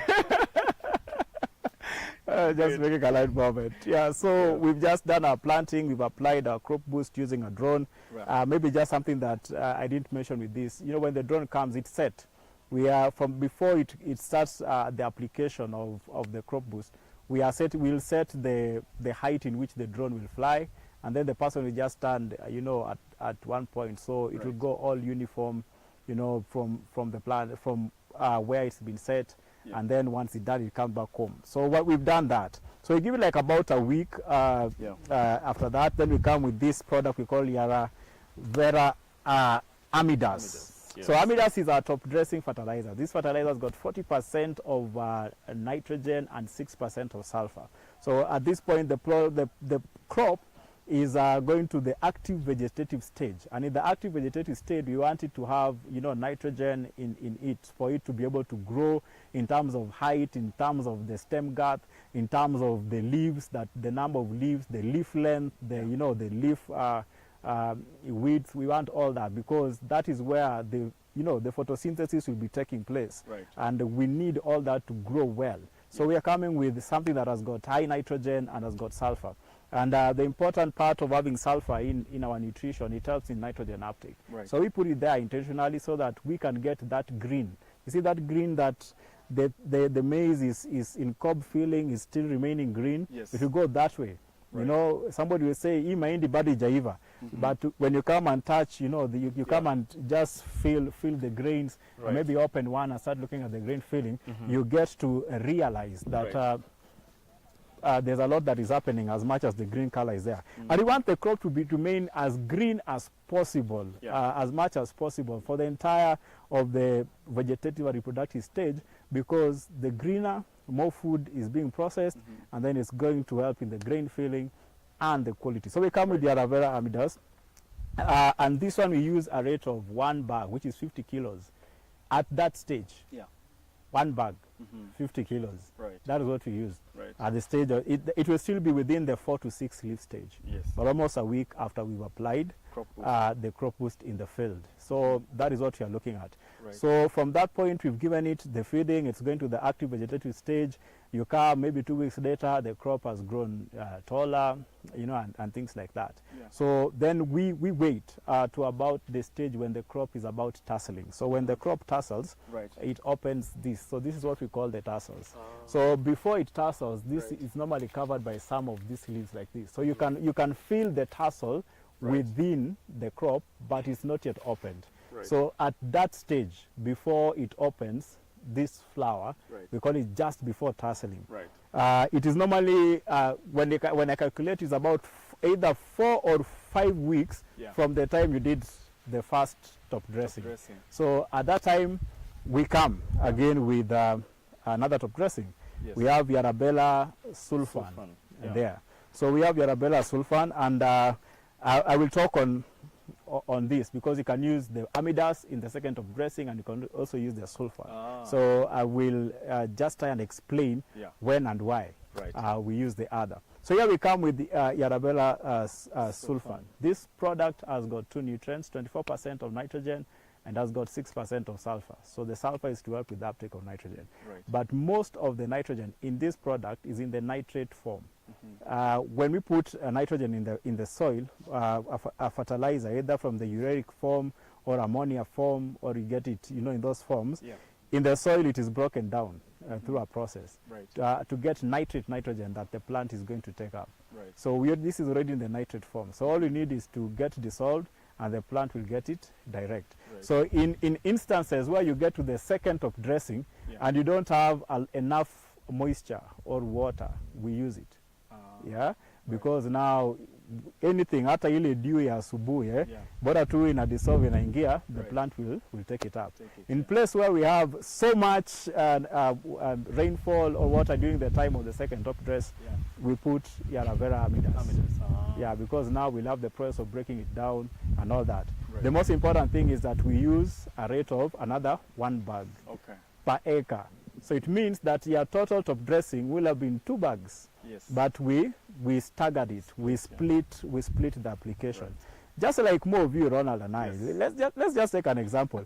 If I bring for you your breakfast, your lunch, your supper, you know, and give it to you at once, will you be able to finish? Unless I have 6 stomachs. Unless you have 6 stomachs. But if I break, if I'm able to break, you know, your breakfast, then I give you some time. We were told in school we take about 3 to 4 hours for digestion. So I give you food after 4 hours. The same quantities. Without you going to the ablution to, you know, to relieve yourself, will you be able to eat the food? No. You can. Yes, you can. Oh, after the 3 hours. After the 3 hours, you can. But and after another 3 hours, to give it to me in 1 bunch. No, in 1 bunch you can't do it. But it's the same thing. So we're looking at that stage before it opens the tassel. The plant is preparing to go to the reproductive stage. So you want to give it some more food and energy that it requires for the reproductive stage. Remember, we gave it for vegetative stage. Now it's going to reproductive stage. Opening the tassels, then you're going to have the silk, then you start all the aspect of fertilizer, pollination, and then now we go to the aspect of, you know, grain fillings and all that. So we need to give it some energy. And that's why we bring the second top dress. So from there, we are done with our nutrition. But there are good agricultural practices that the farmer must take into consideration. For example, around that time when you have enough moisture like what we've had in the area, we have a disease we call the GLS, the gray leaf spots. So the farmer has to come in and, you know, spray against the GLS. Again, imagine your crop is this high, you need to spray for GLS. What will you do? Look for Yara, we'll give you drone. A drone will go into your farm and you'll spray the fungicides that are there for GLS. But on the nutrition, the crop nutrition part, that is what we have given. Now, looking at that, we say, we have done it before in Uasin Gishu. We have farmers who are doing 40 bags, 44 bags we have gotten in Uasin Gishu. And people ask us, who are these farmers? Oh, they must be those big farmers. No, they don't have to be the big farmers. It is you. Janet is here. I think about 2 weeks ago we were in one of these farmers' farm who has been able to do 44 bags. And the guy has only 7 acres. So in 7 acres, 44 bags, and then, you know, we are increasing that. And we told Janet, because now we've done this liming, we've been able to give you this. We're also looking at aiming at the 40 bags per acre, you know, at least. Because when you look at the national average, it's way below. And many farmers around here, you guys are talking of 15 bags in an acre. And if somebody is doing about 40 bags, then we have increased their yield, which translates to increased income. And in this day and era, we are not in farming as a hobby. We are in agribusiness. In fact, even in our universities, we've introduced that course. We've had it, you know, for about a decade now. Agribusiness, farming as a business. And if you're going to do agribusiness, then Yara is your right partner, because we believe in expanding our knowledge as far as agriculture is concerned and bringing that knowledge closer home to the farmers and working with them. So what we do, like for Janet, we have done this in a farm. We bring farmers to come and learn. Because we may not be able to go and do this for all the farmers. How many years will it take us to change them? So once we've done a success story, we bring farmers to learn, and then they have a reference point. You know, they can always come and ask her, they can learn from her, and that way we spread the news faster. I want to come back and take you on the Swahili proposal that you that I requested you for. But just our viewers, as we're coming to the end of our show today, so much to learn, so much to be able to take home, but key things that are important that I want you to take home. First, we started on the first segment with Jeanette, a very young, inspiring woman who is trailblazing to be able to drive food security in Kenya. I was so amazed at how much she has been able to grow, but putting in the work and partnering, in her words, with the right people and the right organizations, such as Yara. And so as we kind of come to a close, I just want to be able to remind you, you can always follow Yara on the Yara social media pages. You can always keep engaging on their toll-free number, or you can always reach out to their regional agronomists who are all over the country to be able to help you be a Janet in your own area. So I want to now come back as we kind of come this to our close, and maybe ask Teacher Anthony. You've been a very good teacher today. Thank you for the in-depth analysis. I just want you, in less than 30 seconds, just walk our Swahili viewers, through the program and what it takes to be able to get that 40+ bags in an acre of maize. Well, I cannot say it's going to be in under 30 seconds, bearing in mind where I come from in this part of the country. Lakini nasema asante. Kwa wakulima, kila ambao wakulima wanaangalia sana, mwisho wa kila ambao wanafanya ni kwamba watapata mavuno zaidi, na tena hiyo mavuno itakuwa mavuno bora. Na ndiposa tuweze kupata hayo kwa harakati yetu ya kulima, kuna mambo ambayo lazima tuyazingatie. Kwanza tunaangalia jinsi udongo wako huko. Tunakuja pale, tunaweza kuchukua mchanga, tunapima mchanga wako, tuweze kuelewa ni madini gani yako kwa mchanga na yako kwa kiwango gani. Je, iko kwa kiwango ya juu, inatosha ama ijatosha kwa kile ambao unaenda kukuza. Maana mimea tofauti tofauti inahitaji madini sawa, lakini kwa kiwango tofauti tofauti. Jinsi ambao ukiwa na ng'ombe na ukiwa pale na kondoo, wote wanakula nyasi, lakini mmoja anakula nyasi mingi zaidi ya mwingine. So hivyo ndivyo pia tunakuja na mimea. Mahindi kuna madini ambayo inahitaji kwa hali ya juu. Ukienda kwa mimea kama pengine viazi, kuna madini ambayo viazi inahitaji kwa kiwango ya juu kuliko mahindi. So tukiangalia vivo, tunaangalia, tukishapima mchanga tunaelewa ni nini iko kwa mchanga. Na ile solution program ambayo tutapatia mkulima ni kuweza kuaddress kenye kwa mchanga na ile yield target, ile mazao ambayo mkulima anataka kukuza. Ni muhimu mkulima jue kwa ekari moja kwa mfano natarajia kupata pengine tani 7, tuseme kwa mfano tani 7 kwa hiyo ekari. Na ile lishe ambayo unaipea mimea itazingatia kila ambacho tutaweza kuvuna kule mwisho. So ile nutrition ambayo solution tutapeana ni kuangalia, itakuwa inakuja mara mbili, ku address deficiencies na excess kwa mchanga, na pia ku address ile yield ama ile mazao ambayo mkulima anatarajia kupata. Tukishapima mchanga, tumeelewa, tumekuja na solutions zetu. Kwa mfano kwa hii shamba tulikuja na solutions zetu. Tukaangalia pale tunafaa kutumia ile kudress mbegu. Tunaanza na kudress mbegu, tukakuja na ile biostimulant. Ambayo biostimulant inaweza kueleza jinsi ambayo inaumbwa, ni kuweza kuambia mimea unafaa ukiangalia hii seed leaf inakuja kuambia mimea unafaa kuproduce, kuzalisha jinsi ambayo yule ambaye alikubreed kwa lab alisema utazalisha. Unajua ukinunua mbegu wanakuambia hii mbegu inaweza kutoa gunia 52 kwa ekari moja. Na wewe ukipanda hii mbegu mwaka nenda mwaka rudi unapatanga tu gunia 25. Na wanasema hao wa kampuni zingine wanatulagai, wanatudanganya, wanatupora, si hivyo. Kuna mambo ambayo ukizingatia unaweza kupata hata hiyo 52 bags. So tunakuja pale tuna address mbegu yetu kwanza na seed leaf. Tunatumia kiwango kidogo ile ya 6 milliliters kwa kilo moja ya mbegu kwa mahindi. Ukienda kwa ngano hiyo kiwango inabadilika, ukienda kwa mchele pia kiwango inabadilika. Maana tunaitumia pia kwa hiyo mimea ambayo nimetaja na zingine ambayo sijataja. So tukishaweza kuupaka mbegu wetu vivyo hivyo, tunarudi jinsi ambayo tulikuwa tumeongea kwa jinsi ambayo tunaulima shamba yetu. Kuna wale ambao ikifika wakati wa kulima tunaanza kuona moshi, wanachoma shamba kwanza, kisha tunaona wanaleta zile tingatinga ambayo tunazita sahani ziko na disk ya kupindua mchanga. Na tunawaambia wakulima mwache kuchoma shamba, maana hiyo moto ambayo wakati unachoma, hiyo joto ambayo inatoka pale inaua ile soil microorganisms ambao pia ni wa maana kwa soil health yetu. So tunaacha kuchoma shamba. Tunafanya nini? Kama ulikuwa na kwekwe huko menini, unaweka haro yako pale, inaenda inakata hizo makwekwe. Kisha unakuja na chisel.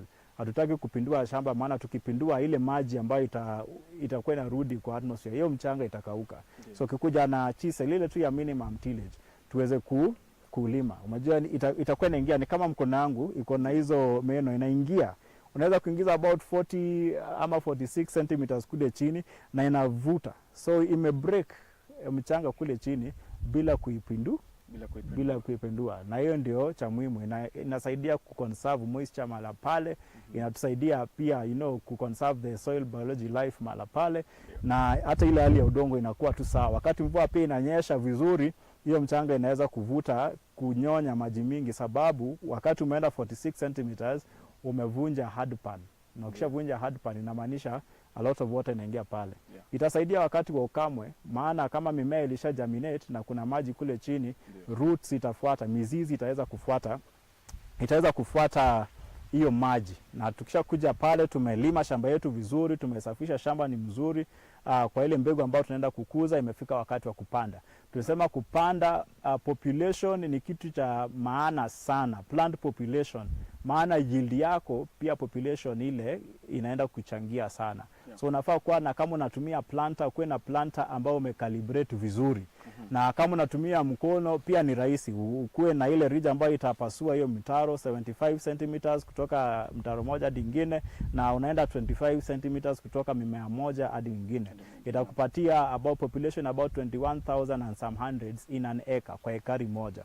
So ukishaangalia hiyo population, pia tuna feed kulingana na population ambayo tumeweka, tunatarajia kuwa nayo kwa shamba. Tunakuja kwa wakati wa kupanda. Wakati wa kupanda tunatumia mbolea ambayo tunaita Yara Power. Unaweza ita vile sisi tunapenda kutumia, unasema tu power. Unajua kwa jina fupi unasema natumia power. Tunatumia kiwango ya kilo 100 kwa ekari, ama gunia 2 ya kilo 50 kwa ekari tunapanda. Tuna scout shamba yetu, tunaangalia mimea itamea, ikigerminate baada ya 7 days, ndio tunaangalia 14 days. By the time inafika siku 21, tunajua ile mizizi ambayo inatumika kwa kuvuta maji na madini ndio imeshaanza kukua pale vizuri. Tunafuata ikifika 4 to 6 leaf stage, mara nyingi huwa inakuwa siku 42 kutoka planting, around that time. So 4 to 6 leaf stage inaanzia about hiyo 40 siku 42 mahala pale. Unakuja pale na tunaweka hii crop boost. Hii Yara crop boost ni folia ambayo imejaa, iko na nitrogen, haina nitrogen kwa sababu watu wengi wanazingatia folia ambayo iko na nitrogen, lakini hii iko na ile phosphorus, iko na potassium, iko na magnesium na iko na zinc, madini manne ambayo inatakikana kwa huo wakati ambao mimea iko 4 to 6 leaf stage, ile ambao watu wanasema ikifika kwa goti. Na nilikuwa nasema goti yetu ni tofauti. Mimi pengine nikiwa mrefu, goti yangu tukipima, tukiweka ile kipimo unaweza pata goti na wachana. Sasa ile wakati bora wa kutumia ni kuangalia matawi yakiwa 4 hadi 6. Na wacha tu tuhesabu kwa mfano, ingawaje kuna tawi ambazo zimeenda, mara nyingi tunahesabu kutoka chini. Wakati unahesabu hiyo matawi leaf stage, unakuja pengine unaanza ndio 1 2 3 4 5, tunaona 6, inaelekea 7 8 9 10 11. Wakati ambao tunahesabu hiyo 4 to 6 leaf stage, utapata mimea ni ndogo, na kuna hii sehemu, hii kitu inakaa kama kola. Ukiweza kuona inakaa kama kola mahala pale. So unaona matawi imekuja na imefungua kitu. So wakati unahesabu 4 to 6 leaf stage, utapata kwamba hii matawi ya juu ijatengeneza hiyo kitu kama kola. Sasa hiyo ya juu utaihesabu. Mkulima anaweza kwenda kwa shamba akwambie ziko matawi 8, lakini tukihesabu ile stage kulingana na ile ambayo imefungua paka tengeneza kola, tunapata pengine kwa 6 leaf stage. Sasa nitamwambia 6, yeye atasema 8. Lakini mimi nasema 6 kwa sababu hii nyingine ya juu sijahesabu, sababu bado haijaform vile ambayo inatakikana kukua formed. So tunaangalia hiyo 4 to 6 leaf stage. Tunakuja tunaweka hiyo folia yetu. Na kuna kifaa ambayo tuko naye hapa, tulikuwa tumeweza kuiongelelea. Hii sijui kwa Kiswahili utaita aje. Pengine tutohoe, tuseme hii ni drone. Tulifunzwa kama ujui kusema tarakilishi ama nini unasema kompyuteri. Sasa tunatohoa, tunaita hii ni drone. Hii ni ya kuweza ku-apply hiyo crop boost. Na at hiyo 4 to 6 leaf stage unapata ni wakati ambao pia wakulima wanaweka ile dawa ya wadudu, ile ya fall armyworm. So unapata hiyo crop boost inaweza kuchanganywa na dawa ya wadudu, kisha unaweka kwa drone yako, na drone yako unaweza kuipeleka kwa shamba. Sasa drone ni kifaa ambayo pia ni very intelligent. Kabla hii drone ija awekwa kwa hewa iweze kwenda kuapply hii chemical, tunafanya ile inaitwa mapping ya shamba kwanza. So ukisema shamba yako ni wana map ile borders ya shamba vizuri. Sasa hiyo drone itakuwa inaenda tu kwa hiyo eneo ambayo imekuwa marked. Itaenda kupiga kwa jirani, itapiga tu kwako peke yake. Kisha tutakuwa tumeset ile kitu ambayo tunasema flying height. Tunataka ifly kwa height gani from the ground na pia from the crop.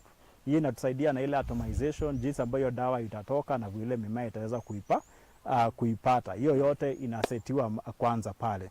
Nani tunaweka kama hii drone ni ile ambayo inabeba lita 10, kuna ile ambayo inabeba 35 hata 40 na juu.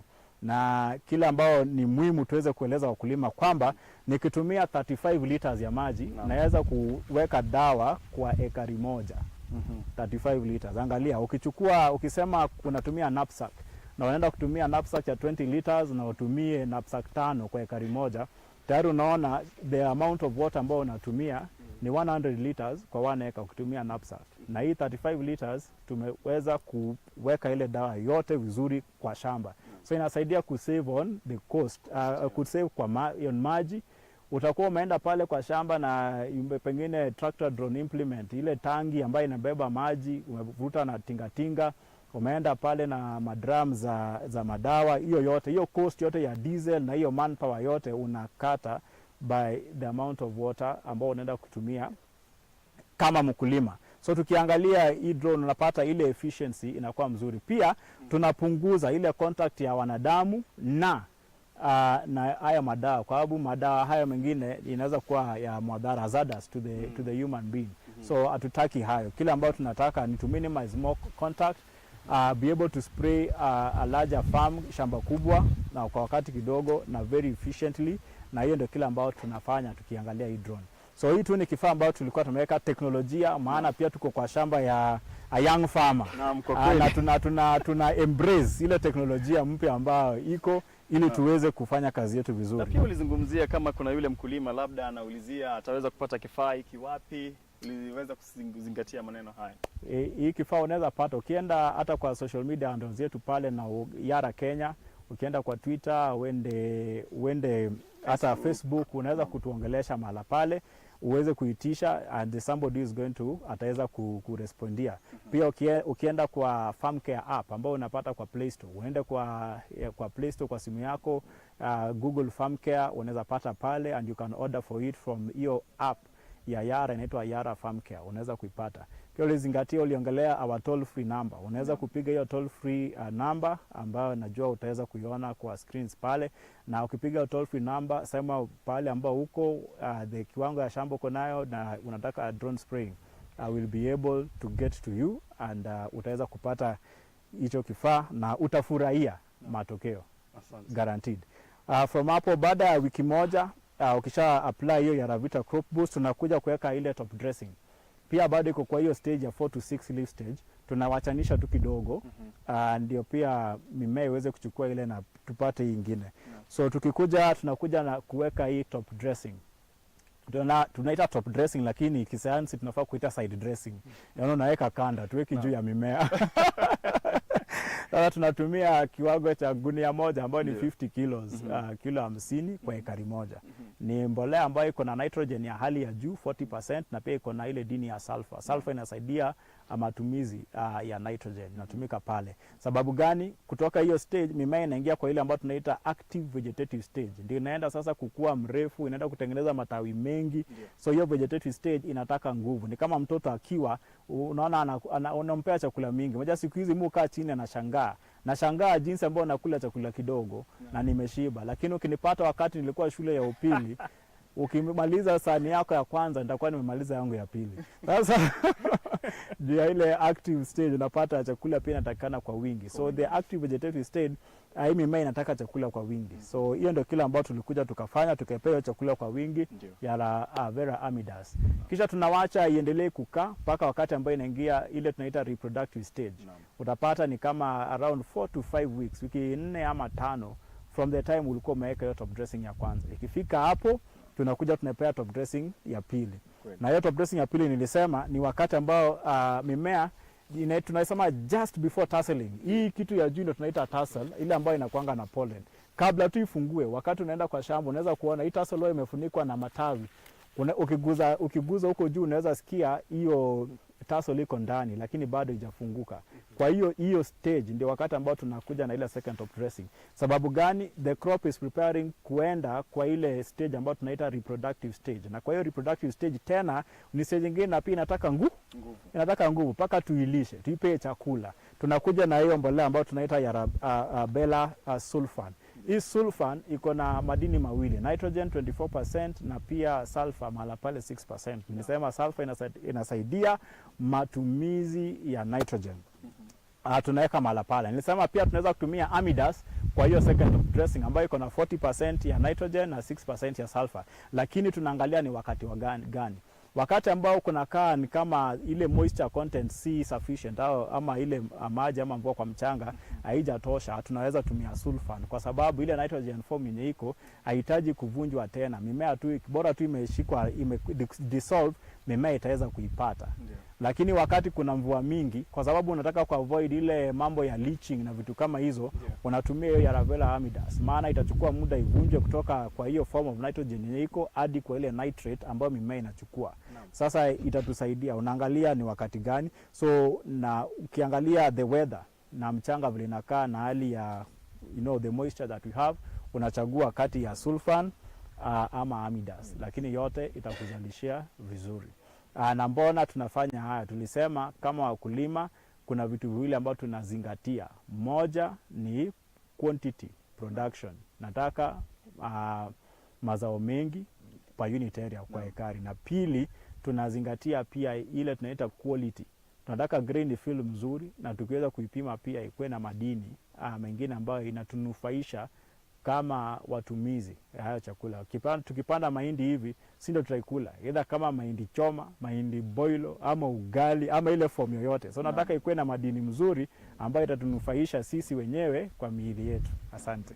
Asante sana mwalimu. Asante kwa wewe ambaye umepata nafasi ya kujiunga nasi. Tunakuja katika tamati ya kipindi yetu ya siku ya leo, na kweli imekuwa ni kujifunza na niweze kusema asante sana kwa mtaalamu wetu Anthony, kwa vile umetueleza kwa kinaga ubaga na tunaweza kuelewa sisi kama wakulima. Tafadhali usiweze kuenda na ukanunua mbolea ambayo si halali. Kuna yale chapisho ambayo yako kwenye hili begi ambayo lazima uzingatie. Ingi labda ni mwalimu nikupee tu fursa kidogo uzingatie yale chapa ambazo mkulima anafaa kuangalia ndipose asiweze kununua mbolea ambayo si halali. Ukiangalia jinsi ambayo tunaweka mbolea yetu, tuko na mfuko kama hii gunia, tuko na ile logo ama ile brand yetu kama ile iko kwa vazi langu hili. Tuna hiyo logo, tunaangalia kwa gunia, je iko, na kama iko katikati. Unaona jinsi ambayo tumeweka hii, tujaweka kando tumeweka ile nyingine ndogo, pia tumeweka hiyo chapisho pale. Pia tunaangalia ile trademark, hiyo alama ya hiyo TM kwa mbolea zetu. Utapata zote ziko na hiyo trademark, tunaweka hiyo. Pia ni chapisho ambayo naangalia. Na kile cha tatu ambayo tunaangalia ni hiki. Ukiangalia hii chapisho, hiyo pattern tena iko kwa gunia hili. Ukiangalia tena hapa tuko nayo, ni almost kama ile fingerprint ya mtu. Ukiweka mkono wako kwa inki alafu uchapishe kwa karatasi, unapata hicho. Ni vigumu sana walagai waweze kufanya hivyo. Na sisi wenyewe ukiangalia kuna ile pattern ambayo inaenda na kuna upande ambao tumeweka kwa gunia. Ukiangalia mara nyingi unaipata iko upande huu wa gunia wako. So chapisho hizo inatusaidia.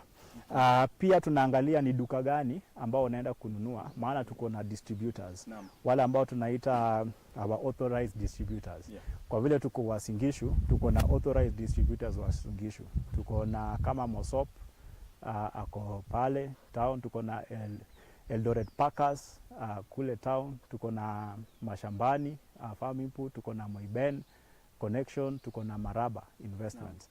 Hao ni wale ambao ni authorized Farm Input. So unaweza pata tena kuna maduka makubwa kama Baitan, wanaweza kuwa natoa kwetu ama natoa pia kwa distributors. So ukiangalia unainunua wapi, na ukienda kuinunua na pia unaangalia ni nini unanunua. Je, chapisho kwa gunia iko jinsi ambayo tulisema, na pia tuko na kitu ambacho tunaita batch number kule nyuma kwa gunia. Kukiwa na tatizo lolote, wale distributor wanaweza kutupea hiyo batch number, tunaweza kufuatilia kama ilitoka kwetu ama walagai waliweza kufanya ile maneno. Kweli. Lakini tunashukuru, asante.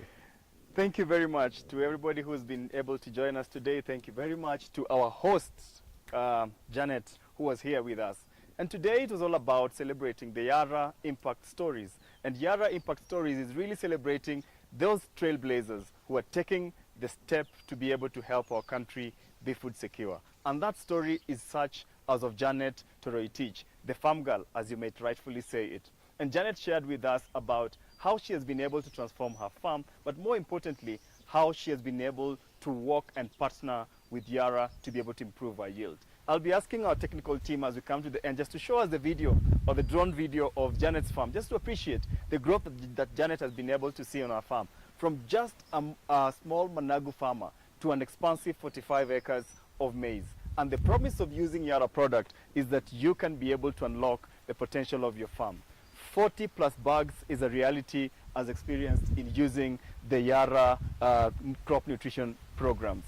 But if you are a young person just like Janet and myself, who is excited about agriculture, you can also use technology. And technology is made available and affordable to you by Yara. All of this you can find on the Yara Farm Care app or by simply getting in touch with Yara on their social media pages, be it Facebook, be it YouTube, or be it Twitter or X if you so will. You can also get in touch with Yara through their toll-free number. But after today, the biggest lesson I have learned is that knowledge grows with Yara, and Mbolea ni Yara. Thank you very much, and follow Yara Kenya on all the social media platforms to be able to keep yourself updated on the latest. From us here at Moiben, able experts, Anthony, and the rest of you all, thank you and see you on the next one. Mbolea ni Yara.